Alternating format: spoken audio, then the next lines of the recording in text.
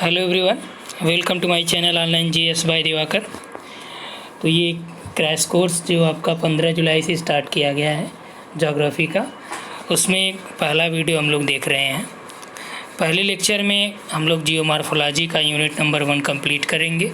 यहाँ पे आप देखेंगे कि यूनिट नंबर 1 या जियोमॉर्फोलॉजी आपने कहीं भी या किसी भी बुक में पढ़ा होगा, तो उससे काफ़ी चीज़ें यहाँ पे अलग रहेंगी, यानी कि काफ़ी डिटेल में यहाँ पे आपको प्रोवाइड कराया जाएगा। क्योंकि इसका फ्री वीडियो हमने पहले ही दे दिया था, चैनल पे भी पड़ा है, सभी लोग उसको देख पा रहे हैं। तो यदि आप पेड कोर्स में शामिल हैं तो यहाँ पे आपको यदि वहाँ से कुछ अलग नहीं मिलेगा तो इसका कोई मतलब नहीं होगा। तो इसलिए यहाँ पे कुछ चीज़ें आपको अलग और सिस्टमेटिक तरीके से अवेलेबल कराई जाएंगी। और टॉपिक जैसे ही कंप्लीट होगा, जैसे कल हमने आपको सेंड किया कि जो PDF आपका महाद्वीपीय विस्थापन से संबंधित था, उसमें आप देखेंगे लगभग 18 से 19 पेज में केवल महाद्वीपीय विस्थापन दिया गया था। तो यदि आप उस पूरे PDF को पढ़ जाएंगे तो आपको अलग से कहीं भी किसी भी किताब की ज़रूरत उसको पढ़ने की नहीं रहेगी। अब देखिए यहाँ पे जो हमने बात किया था कि जो भी सिलेबस है आप उसको नोट डाउन कर लीजिएगा। और सब लोगों ने, हम उम्मीद सभी से यही करते हैं कि सब लोग नोट डाउन कर लिए होंगे, और नोट डाउन करके आप अलग से एक पेज पे उसको अपने पास रख लीजिए। अब देखिए यहाँ पे 10 यूनिट के बारे में कि जियोमॉर्फोलॉजी, क्लाइमेटोलॉजी सब हमने आपको वहाँ पे सेंड कर दिया था। और पहला यूनिट हम लोग स्टार्ट करते हैं। पहले यूनिट में यहाँ पे आपका महाद्वीपीय प्रवाह, कॉन्टिनेंटल ड्रिफ्ट के बारे में दिया गया है। अब देखिए जो आपके सिलेबस में दिया गया है, हम सिलेबस टू सिलेबस चलेंगे, कुछ एक्स्ट्रा इन्फॉर्मेशन आपको देंगे। कंप्लीट वीडियो होने के बाद एक आपको स्पेशल नोट्स टाइप का दिया जाएगा, जहां से आपका पूरे एंटायर जो आपका जियोमॉर्फोलॉजी है वहां से उसको आप शॉर्ट नोट को पढ़ के क्लियर कर जाएंगे, क्योंकि वहाँ पे केवल इम्पोर्टेंट कलेक्शन रहेगा। तो महाद्वीपीय प्रवाह को यहाँ से हम लोग स्टार्ट करते हैं। तो चलिए यहाँ से हम लोग स्टार्ट करते हैं। जियोमॉर्फोलॉजी का जो पहला टॉपिक है महाद्वीपीय विस्थापन, कॉन्टिनेंटल ड्रिफ्ट। अब देखिए ये हमने आपको जो नोट्स दिया था, आपने पढ़ा होगा, थोड़ा सा आपको समझा दे रहे हैं। यहाँ पे कुछ एक्स्ट्रा इन्फॉर्मेशन भी हमने ऐड किया है। महाद्वीपीय विस्थापन यानी कॉन्टिनेंटल ड्रिफ्ट का मतलब है कि यह उस परिकल्पना से लिया जाता है जिसके अनुसार महाद्वीपीय भूभाग किसी भूवैज्ञानिक काल में विस्थापित हुए और भूमंडल पर जिनकी वर्तमान स्थिति मूल स्थल खंड के खंडित और विलय होने के कारण हुई। अर्थात कि महाद्वीपीय विस्थापन का मतलब यहाँ पे कि कोई एक निश्चित समय था जब महाद्वीप क्या थे, एक साथ थे। कोई एक निश्चित समय आया, भूवैज्ञानिक काल आया, जिसमें ये महाद्वीप एक दूसरे से अलग अलग खंडों के रूप में अलग होके अलग अलग जगहों पे विस्थापित हो गए। ठीक, यही आपका महाद्वीपों के विस्थापन का या महाद्वीपों का ही विस्थापन है। ठीक, तो प्रश्न जैसा कि वो टॉपिक था आपका क्या, महाद्वीपीय विस्थापन। तो सबसे पहले हमने ये देखा कि महाद्वीपीय विस्थापन क्या होता है। सिद्धांत की चर्चा हम लोग बाद में करेंगे। महाद्वीपों की वर्तमान स्थिति और दूर दूर स्थित महाद्वीपों के मध्य अनेक प्रकार की समानताएं पाई जाती हैं, और इन्हीं समानताओं के आधार पर कुछ विद्वानों ने या कुछ विद्वान हैं जो विशेष रूप से इसमें आकर्षित होते हैं। फ्रांसिस बेकन भी इस तरफ ध्यान दिए। फ्रांसिस बेकन के बारे में जानते हैं कि महाद्वीपीय विस्थापन का जो लेख है, महाद्वीपीय विस्थापन के संकेत इंग्लैंड के फ्रांसिस बेकन के लेख में मिलते हैं। उन्होंने सबसे पहली बार 1620 में अफ्रीका और दक्षिण अमेरिका के अटलांटिक तटों की समरूपता की ओर ध्यान दिया। यानी कि उनका ये मानना था कि अमेरिका के जो तट हैं और अटलांटिक के या जो अफ्रीका के तट हैं और दक्षिणी अमेरिका के जो अटलांटिक वाले तट हैं, कहाँ कहाँ पे, देखिए ये आपका हो गया कौन सा, ये हो गया दक्षिण अमेरिका, और इधर आपका हो गया ये दक्षिण, ये पूरा अफ्रीका महाद्वीप, अफ्रीका और दक्षिण अमेरिका के अटलांटिक, यहाँ जो सागर है उसे क्या बोलते हैं, ये आपका अटलांटिक महासागर है। इन दोनों के तटों में समानता पाई जाती है। कैसे कैसे समानता पाई जाएगी कि यहाँ पे देखिए ये जो तट है, यदि जिग्सा फिट की थ्योरी आपने पढ़ा होगा, इसको यहाँ पे किनी की जो खाड़ी है यहाँ पे फिट किया जाए तो ये इसमें फिट हो जाता है।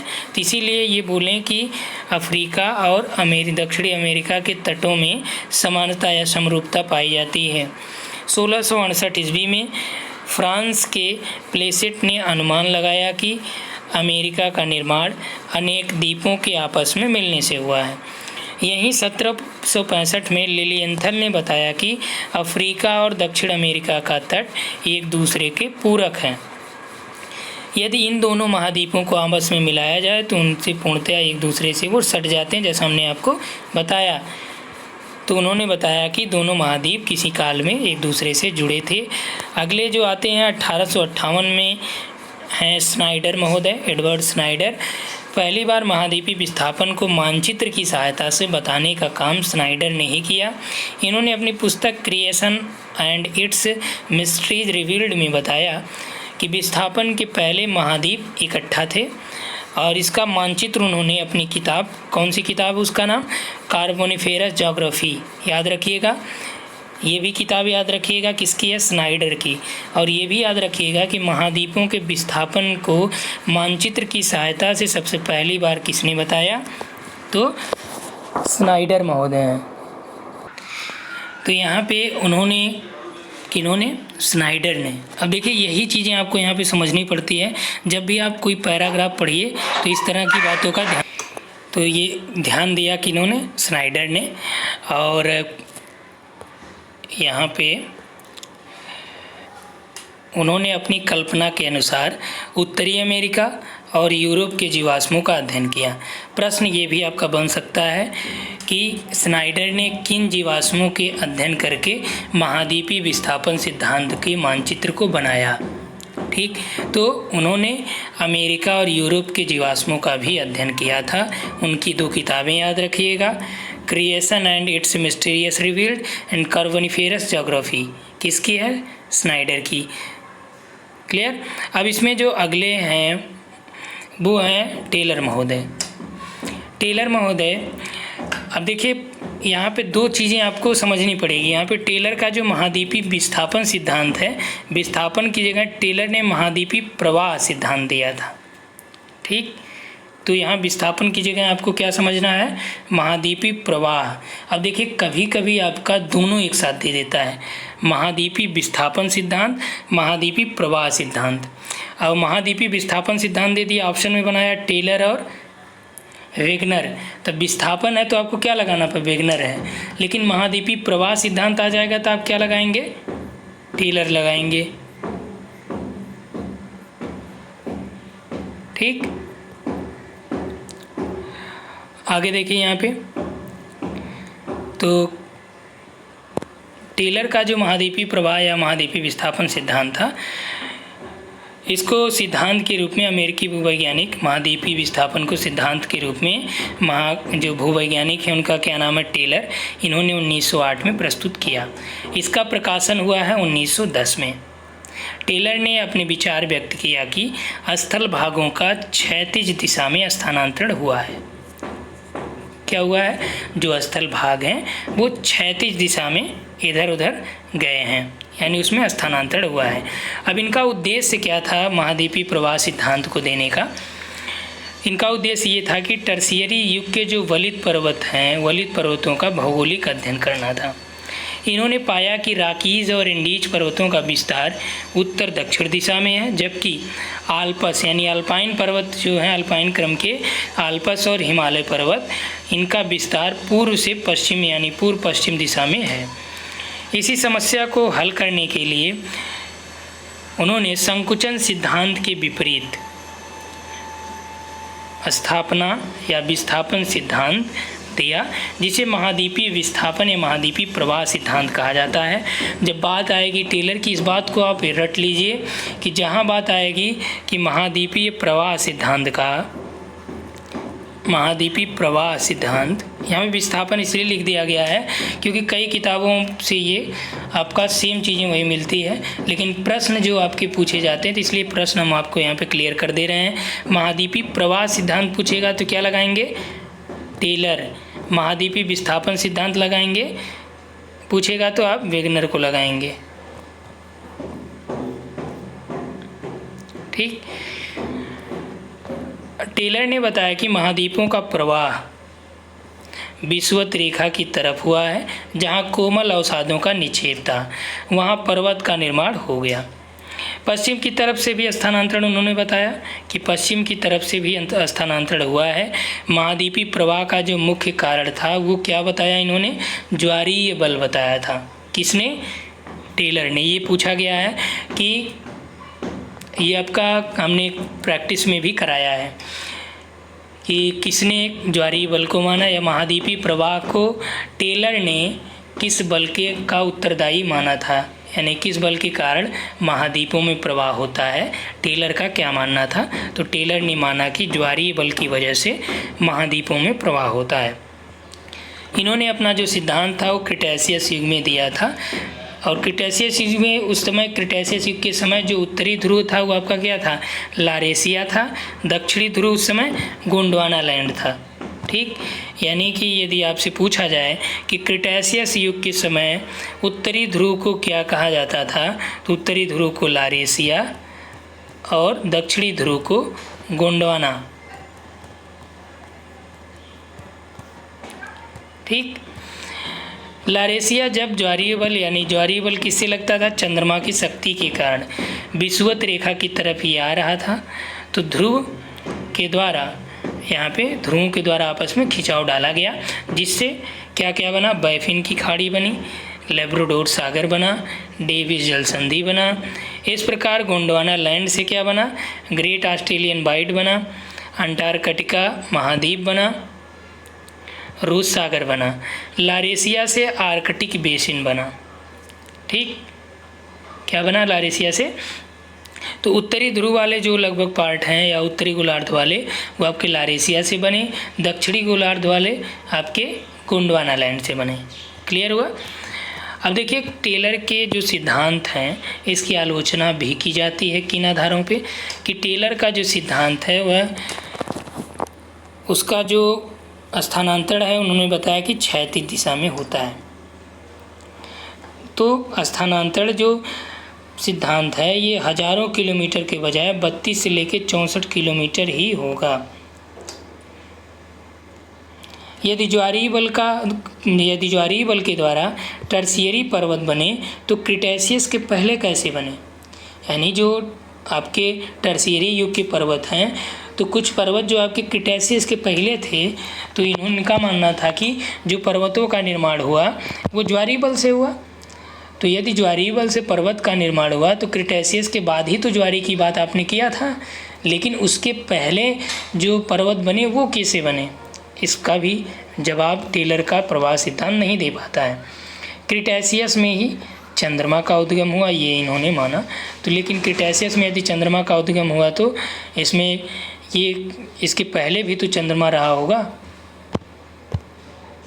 अब देखिए यहाँ से जो आपका और महत्वपूर्ण हो जाता है कि जो पूछा जाता है, ये देखिए आपका यूजीसी नेट में कई बार पूछा गया है कि निम्न में से कौन सा गोंडवाना लैंड का भाग नहीं है, कौन सा लारेशिया का भाग नहीं है, या ग्लोसोप्टेरिस वनस्पति किस जगह नहीं पाई जाएगी। इस तरह के प्रश्न आपसे पूछे गए हैं। तो लारेशिया से आपका आर्कटिक बेसिन, बैफिन की खाड़ी, लेब्राडोर, डेविस जल संधि लारेशिया से बना यानी उत्तरी गोलार्ध में। दक्षिणी में आपका ग्रेट ऑस्ट्रेलियन बाइट, रास सागर और अंटार्कटिका महाद्वीप। अब देखिए ग्रेट ऑस्ट्रेलियन बाइट कहाँ पे है? ऑस्ट्रेलिया महाद्वीप आप बना लेंगे तो ये जो है आपका ग्रेट ऑस्ट्रेलियन बाइट हो जाता है। ठीक।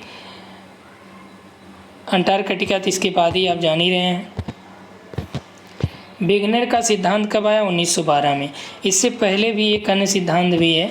लॉर्ड केवलिन का मत है कि पृथ्वी की उत्पत्ति वायव्य कुंडलाकार निहारिका से हुई है। पृथ्वी की उत्पत्ति से संबंधित ये है, लेकिन यहाँ पे एक लेपवर्थ और लव की संकल्पना है कि वलन के कारण उठा हुआ भाग महाद्वीप बना और नीचे जो धंसा भाग था वो सागर बना। ये किसने बताया? लव ने बताया। लव लेपवर्थ की संकल्पना। किंतु वस्तु का जो ज्यामितीय केंद्र है और उसका गुरुत्व केंद्र है वह एक समान नहीं हो सकता। ठीक, ये इनका मानना था। आगे लोथियन ग्रीन की चतुष्फल की संकल्पना, उसको भी देख लीजिए। ये चतुष्फलकी संकल्पना इनका टेट्राहेड्रल थ्योरी।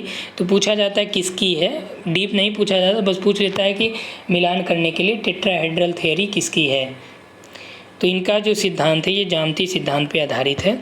इस संकल्पना के अनुसार उत्तरी और दक्षिणी गोलार्ध पे क्या है, जल है। स्थल तथा जल का त्रिभुज के रूप में यहाँ पे पाया जाना। महाद्वीप और महासागर एक दूसरे से क्या है, विपरीत दिशा में पाए जाते हैं। प्रशांत महासागर का विस्तार पृथ्वी के 1/3 भाग पर है, जिसके चारों ओर क्या है, प्रशांत महासागर के वलित पर्वत पाए जाते हैं।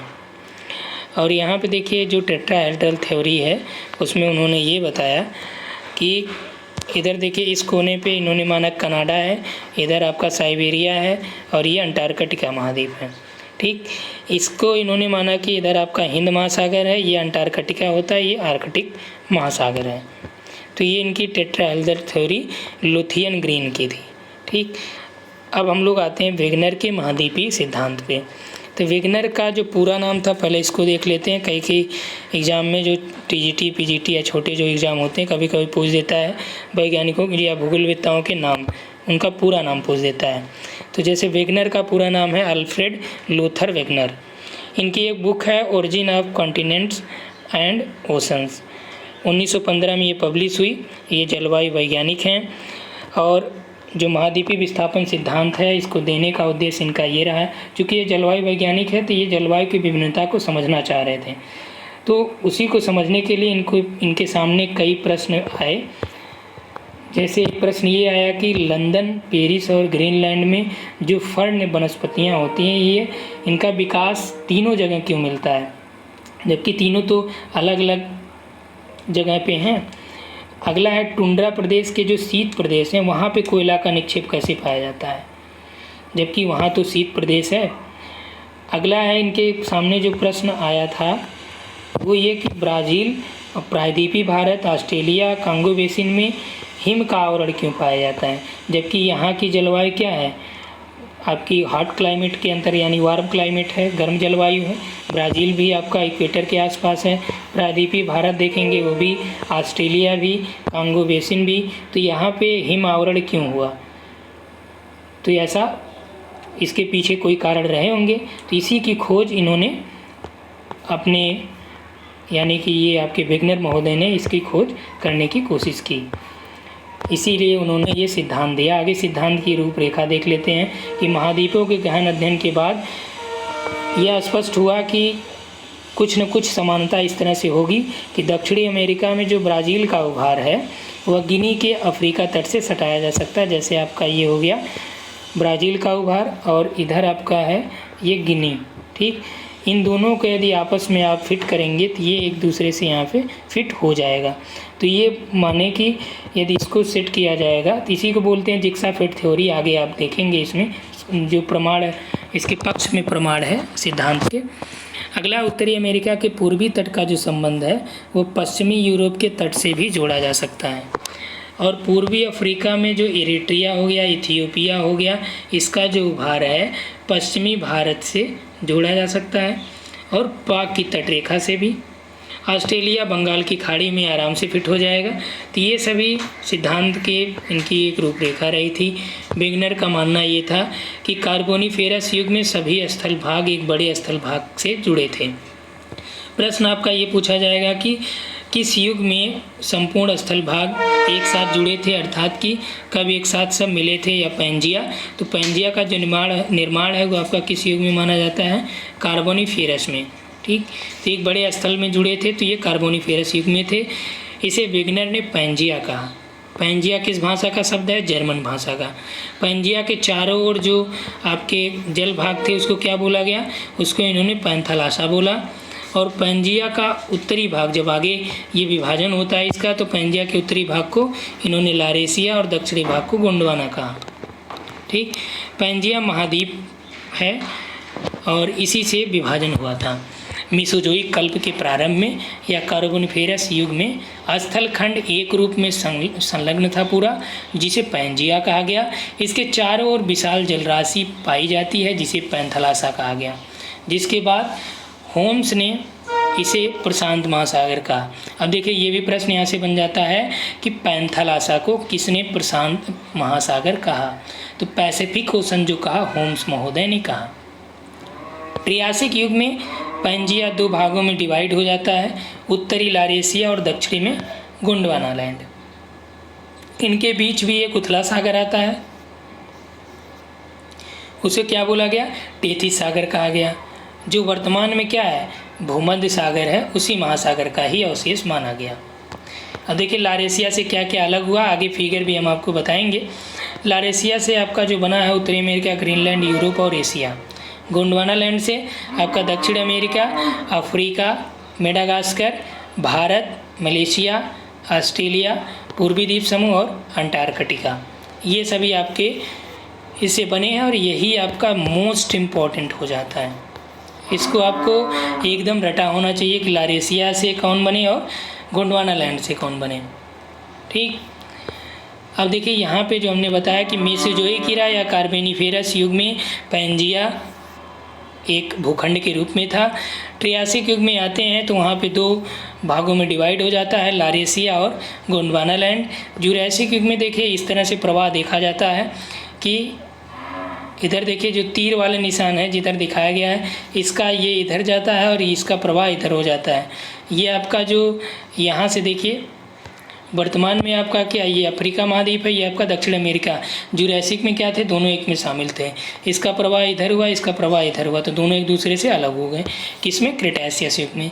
और क्रिटेशियस युग के बाद इसी तरह से ये एक दूसरे की तरफ इधर, ये इधर जा रहे हैं, ये इधर जा रहा है, ठीक, और ये इधर जा रहा है।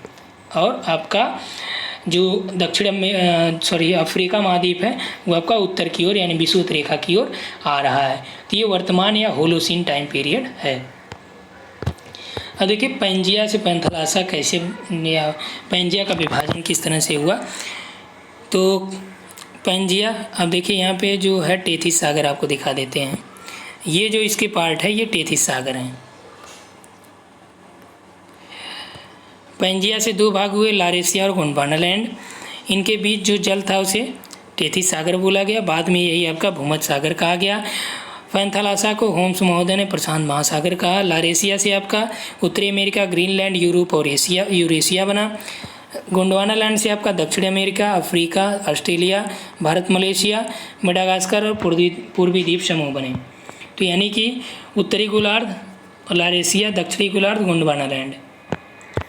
महाद्वीप उस समय क्या बने थे, तो महाद्वीप सियाल से निर्मित थे यानी कि सिलिका और एल्युमिनियम से। महासागर आपका सीमा से निर्मित था यानी सिलिका और मैग्नीशियम से। वैज्ञानिक का मानना था क्योंकि सीमा से सियाल हल्की होती है, सीमा से सियाल हल्की होती, इस कारण सियाल सीमा पर तैर रही थी उस समय। ठीक, उस समय क्या है कि ये सियाल सीमा पे तैर रही थी। महाद्वीपों का विस्थापन, कारण, दिशा और समय। यूरेशिया और अफ्रीका महाद्वीप किधर जा रहे हैं, ये उत्तर से उत्तर दिशा में इनका प्रवाह हो रहा है। आपने देखा यूरेशिया और अफ्रीका का। और अमेरिका महाद्वीप में उत्तरी और दक्षिणी खंड का, अटलांटिक महासागर का ये देखिए आप पश्चिम में इनका प्रवाह हो रहा है। आप देखे होंगे पश्चिम में और उत्तर पश्चिम में। भारत और अफ्रीका का उत्तर की ओर प्रवाह हो रहा है, हिंद महासागर जिससे बन गया। वेगनर ने प्रवाह या विस्थापन के लिए जिम्मेदार कई बल बताएं, उनको देख लीजिए कौन कौन से बल हैं। इसमें आपका है गुरुत्वाकर्षण या प्लवनशीलता का बल। तो गुरुत्वाकर्षण बल के कारण क्या होता है कि महाद्वीपों का विस्थापन भूमध्य रेखा की तरफ हो रहा है। प्रश्न पूछा जाएगा कि भूमध्य रेखा की तरफ विस्थापन किस बल के कारण हो रहा है, तो गुरुत्वाकर्षण के कारण, प्लवनशीलता के कारण। ज्वारीय बल के कारण क्या हो रहा है, तो ज्वारीय बल के कारण जो महाद्वीप हैं वे पश्चिम की तरफ विस्थापन करता है, जो सूर्य और चंद्रमा के सम्मिलित बल का प्रभाव होता है। वेगनर ने सबसे अस्थायी स्थल अफ्रीका को माना और सभी विस्थापन इसी के संदर्भ में हुआ है, ऐसा उनका मानना था। दक्षिणी ध्रुव अफ्रीका के नटाल के पास स्थित था। उत्तरी ध्रुव सिल्यूरियन युग में 40 अंश उत्तरी अक्षांश और 124 अंश पश्चिमी देशांतर तथा दक्षिणी ध्रुव मेडागास्कर के उत्तर पूर्व में स्थित था। कार्बोनिफेरस युग में जो उत्तरी ध्रुव था वो आपका 16 डिग्री उत्तरी अक्षांश और दक्षिणी ध्रुव जो था वो 147 डिग्री पश्चिमी देशांतर में स्थित था। जबकि टर्शियरी युग की बात करें तो उस समय जो उत्तरी ध्रुव था वो आपका 51 डिग्री उत्तरी अक्षांश और दक्षिणी ध्रुव 15 डिग्री पश्चिमी देशांतर पे था। जबकि अफ्रीका के दक्षिण में 53 डिग्री दक्षिणी अक्षांश पर स्थित था। ठीक, ये आपका आपने देखा कि किस युग में किसकी क्या स्थिति रही है। पर्वत निर्माण की बात कर लेते हैं यहाँ पे। तो इसने इस सिद्धांत से मोड़दार पर्वतों की उत्पत्ति की समस्या को भी सुलझाने का प्रयास किया। किसने? वेगनर ने। जब उत्तरी और दक्षिणी अमेरिका एक दूसरे से दूर जा रहे थे और पश्चिम की ओर विस्थापित हो रहे थे। ठीक, ये आपका मान लीजिए हो गया दक्षिणी अमेरिका और इधर आपका ये बन गया उत्तरी अमेरिका। और ये जब पश्चिम की ओर जा रहे थे तो एक दूसरे से ये पश्चिम की ओर विस्थापित हो रहे, तब संपूर्ण पश्चिमी तट के सहारे पर्वतों का विकास यहाँ पे माना गया। किसके तट के सहारे? पश्चिमी तट। ये पूर्वी हो जाएगा, ये पश्चिमी हो जाएगा, यहाँ के सहारे हुआ, जिससे वलन पड़ा और राकीज और इंडीज पर्वत का यहाँ पे राकीज और इंडीज पर्वत का निर्माण होता है। इसी प्रकार उत्तर से यूरेशिया तथा दक्षिण से अफ्रीका और प्रायद्वीपीय भारत के भूमध्य रेखा की ओर विस्थापित होने से टेथिस सागर की भूसन्नति में बलन पड़ने के कारण आल्प्स और हिमालय पर्वत का निर्माण होता है। तो उत्तर से यूरेशिया तथा दक्षिण से अफ्रीका और प्रायद्वीपीय भारत, उत्तर से आपका क्या हो जाएगा? यूरेशिया, दक्षिण से आपका प्रायद्वीपीय भारत और अफ्रीका, ये दोनों एक दूसरे की तरफ आए और जो टेथिस सागर था उसमें बलन पड़ा।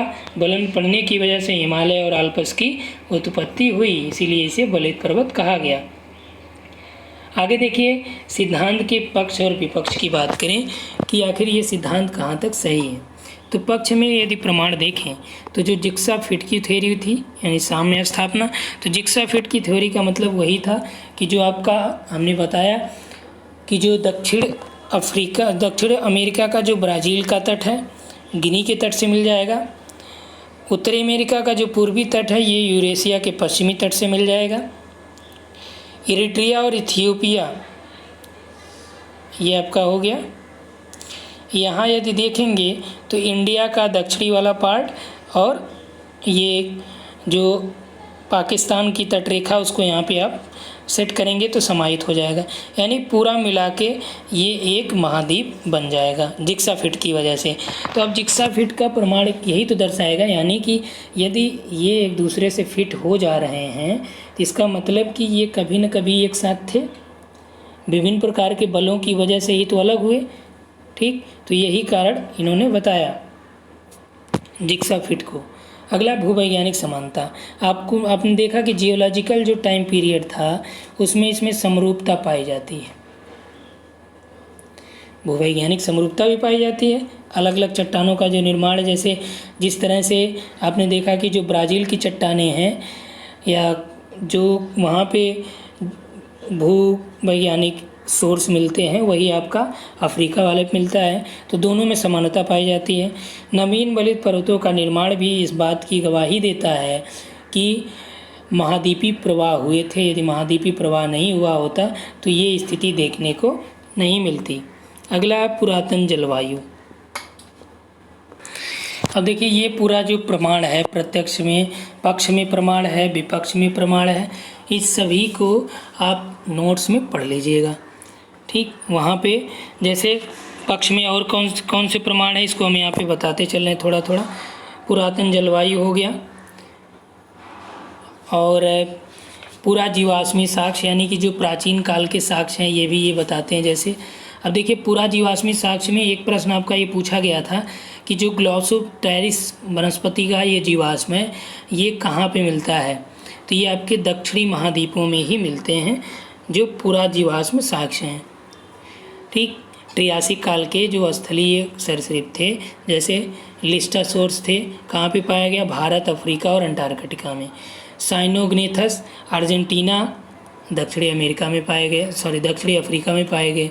ठीक, अर्थात कि ऑस्ट्रेलिया, दक्षिण अमेरिका अफ्रीका अंटार्कटिका पर जो पाई जाने वाले ग्लासोप्टेरिस वनस्पतियां हैं या मीसोसोर्स हैं सरीसृप के जीवाश्म में, उसमें समानता पाई गई और ये प्रवाह को ही सिद्ध करता है, क्योंकि यदि समानता नहीं होती तो प्रवाह को ये सिद्ध नहीं करता और ये जुड़े होने के प्रमाण देते हैं। ठीक। अगला जंतुओं का व्यवहार। जैसे कुछ जंतु होते हैं, जैसे मान लीजिए यूरोप के जो स्कैंडिनेवियाई प्रांत के लेमिंग जीव हैं। लेमिंग ये छोटे चूहे की तरह होते हैं, यानी बंदर का ही एक छोटा रूप होता है। ठीक, चूहे की तरह ये होते हैं। ये ऋतुओं के अनुसार पश्चिम की ओर जाते हैं। पश्चिम की ओर जाकर ये अटलांटिक महासागर में कूद जाते हैं। तो इससे ये पता चलता है कि ये किसी ऐसे भूखंड की खोज में निकलते हैं जिनसे ये कभी परिचित थे या इनके पूर्वज वहाँ से थे। और यही देखते हैं आपकी, जैसे अब ठंडियों में आप क्या देखते हैं कि जो साइबेरियाई पक्षी हैं, साइबेरियाई पक्षी उड़ के वहाँ से आते हैं भारत की तरफ। अब उनको ये कैसे पता है कि यहाँ की क्लाइमेट इस तरह की होती है, यानी कि कुछ न कुछ तो कारण है इसके पीछे, जिससे उनको ये पता चलता है कि हाँ भाई वहाँ पे क्लाइमेट हमारे रहने योग्य है, तो वो साइबेरिया की तरफ से उड़ के भारत की ओर आते हैं। तो ये भी एक प्रकार का प्रमाण देता है। अगला है विश्व में कोयले का वितरण। जो कोयले का अधिकांश वितरण है यूरेशियाई क्षेत्रों में पाया जाता है। जैसा हमने बताया आपको कि शुरुआत में ही वेगनर महोदय ने ये बात किया था। तो वेगनर का ये मानना ये भी था कि वो जलवायु से संबंधित बात कर रहे थे।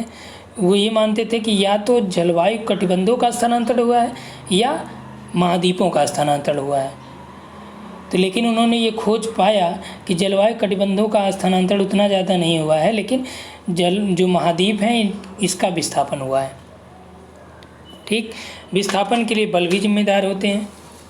वेगनर ने सर्वाधिक आलोचना जो वेगनर की होती है वो इसी आधार पे होती है कि उन्होंने ये माना कि विद्वानों का सुझाव था कि केवल 2 ही बल मान्य होते हैं।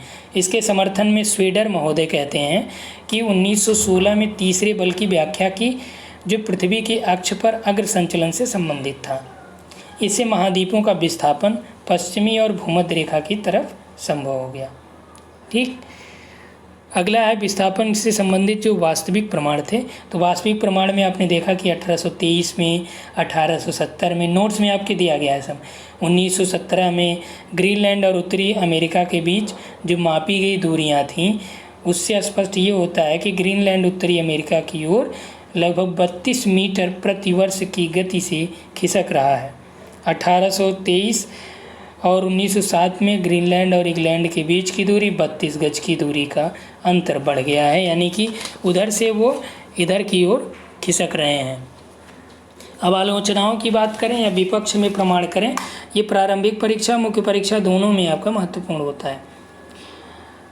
अब देखिए कि जो आलोचना है कि विपक्ष में जो आलोचना की गई वेगनर की, तो वेगनर ने प्राचीन काल से महाद्वीपों की जलवायु में आए परिवर्तनों को समझा था। इनके सामने जो समस्या है उसका निदान उनके दिए गए प्रमाणों पर नहीं हो सका। इन्हीं आधार पर इसकी आलोचना की गई, जैसे साम्य स्थापना में त्रुटियाँ। अब देखिए, जो आपने देखा कि जिक्सा फिट तो हर जगह फिट हो जाएगा, लेकिन वेगनर का जो सिद्धांत था कि महाद्वीपों में साम्य स्थापना है, लेकिन कई विद्वान ये मानते हैं कि ये त्रुटिपूर्ण है। और उन्होंने ये माना कि जो जिक्सा फिट किया जाता है थ्योरी है, किसी एक सीमा तक ही ये शुद्ध होती है। जैसे दक्षिणी अमेरिका को आपने कहाँ से संबंधित किया, दक्षिणी अमेरिका को यहाँ गिनी के तट से मिलाया, तो इसमें अंतर लगभग 15 डिग्री अंश का हो जाता है। और सुसर्त ने अटलांटिक महासागर के विपरीत तटों में साधारण साम्य ही माना, जो बिना विस्थापन के ही स्पष्ट हो जाता है। अगला, विस्थापन की दिशा से भी असहमत हैं कि जैसे वेगनर ने माना कि विस्थापन 2 तरफ पश्चिम दिशा में और भूमध्य रेखा की ओर। टेलर ने दोनों ध्रुवों को किधर विस्थापन का केंद्र माना कि हिमालय, आल्प्स, रॉकीज, ये सभी ऐसे विस्थापन की बाह्य सीमाएँ हैं। इवांस महोदय हैं अफ्रीका महाद्वीप को इन्होंने विस्थापन का केंद्र मान लिया। ठीक, तो इस तरह से ये पूरा आपका अगला महाद्वीपों का वर्तमान वितरण और अनुकूलन नहीं है। अगला है विस्थापन के लिए शक्ति, कौन सी शक्ति जिम्मेदार होती है, ये भी हमने बताया आपको। और अगला है वलन से संबंधित और वलन के आकार से संबंधित आपत्ति, वनस्पति संबंधी आपत्ति, ये सभी आपकी आलोचनाओं में हैं जो विग्नर से संबंधित हैं। ठीक, अन्य जो समय है उससे संबंधित आपत्ति, यदि आप इन सभी विवरणों को ध्यान में रखें जो हमने अभी बात की आपसे, तो एक हद तक ये कहा जा सकता है कि सिद्धांत में काल्पनिकता को ज़्यादा महत्व दिया गया है, क्योंकि विग्नर ने जितनी शक्तियाँ बताई सभी की आलोचना की गई, फिर भी महाद्वीपीय घटना को इनकार नहीं किया जा सकता। महाद्वीपीय विस्थापन के समर्थन में कुछ नए प्रमाण भी देखने को मिलते हैं। अब देखिए, महाद्वीपीय विस्थापन में विग्नर का तो ठीक है, अगला है कि इसमें जीवाश्मी चुंबकत्व के बारे में भी, यानी पौराणिक जो शैलें हैं, प्राचीन शैलें हैं, उसमें जो जीवाश्मी चुंबकत्व पाया जाता है वो भी इसका प्रमाण देता है। महासागरीय नितलों की जो प्रकृति है, व्यवहार है, वहाँ की जो व्यवस्थित दिशानुसार वो व्यवस्थित धारियाँ दी गई हैं नितल में, वो भी इसको प्रदर्शित करती हैं। और सबसे जो सही प्रमाण देता है नवीन स्तर पे प्लेट विवर्तनिकी है। ठीक, प्लेट टेक्टोनिक। अब देखिए यहाँ पे कुछ अन्य महत्वपूर्ण फैक्ट्स हैं कि टिलाइट चट्टानें क्या होती हैं। तो टिलाइट चट्टानें अवसादी चट्टानें हैं जो हिमानी निक्षेप से निर्मित हैं। ये भी आपका प्रमाण के अंतर्गत ही था, आप नोट्स में देखेंगे वहाँ पे मिलेगा। ये पुरातन जलवायु और महाद्वीपों के विस्थापन से स्पष्ट प्रमाण प्रस्तुत करते हैं। टेथिस सागर, ये आपका लारेशिया और गोंडवाना के बीच का जो जलीय भूसन्नति थी। लारेशिया और गोंडवाना का जो विभाजन था किस युग में हुआ? टीरैसिक युग में पूर्णतः हुआ। और प्रारंभ कब से हुआ था? कार्बोनिफेरस से। कार्बोनिफेरस में जो पूरा एक साथ सम्मिलित था स्थल भाग, तो उसे कहा गया पैंजिया। ग्लासोप्टेरिस के जीवाश्म कहाँ पाए गए? तो ग्लासोप्टेरिस के जीवाश्म भारत के प्रायद्वीपीय क्षेत्र, दक्षिणी अफ्रीका, फाकलैंड, ऑस्ट्रेलिया, अंटार्कटिका, दक्षिणी अमेरिका आदि में पाए गए। पैंजिया का जो विभाजन हुआ वो आपका कार्बोनिफेरस युग से स्टार्ट हुआ। गोंडवाना लैंड का जो विभाजन हुआ जुरैसिक युग में।